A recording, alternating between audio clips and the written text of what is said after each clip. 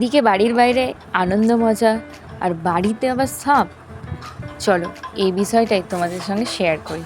আজ আমরা 5 বান্ধবীরা মিলে গেছিলাম 100 টাকা নিয়ে আইসক্রিমের দোকানে। সেখানে যে যার মতো আইসক্রিম, দই কিনে নিলাম। ও কিনে আনন্দ করতে করতে খেয়ে নিলাম, কিছু ছবিও তুলে নিলাম। আর আমার তো কোন খেতে খেতে আমার হাতেই পড়ে গেছিলো। তারপরে দেখো বাড়িতে বেরিয়েছিল একটা সাপ। আসলে বর্ষাকাল, আমাদের বাড়িটা মাজা ছিল না বলে সাপটা ঢুকে গেছিলো কোনো রকম। আমি আমার ভাই মারছি সাপটাকে।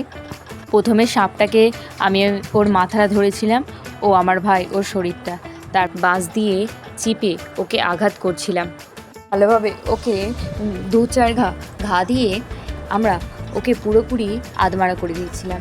এরপরে মেঝেতে ফেলে ওকে মারছিলাম যাতে ওনা ভালো পালাতে পারে। আর চারিদিকটা দেখো রক্তাক্ত হয়ে গেছিলো। আর ওর মাথাটা মারতে ও প্রায়শই মারাই গিয়েছিল। এরপর সামান্য সরু রড দিয়ে ওকে বাইরে বের করে দিচ্ছি। আর এই ঘরটাকে ভালো করে ফিনাইল দিয়ে ধুতে হবে। আমার মতো তোমরা যারা যারা সাপকে মেরেছো কমেন্টে জানিও। বাই বাই, নেক্সট ভিডিওতে দেখা হবে।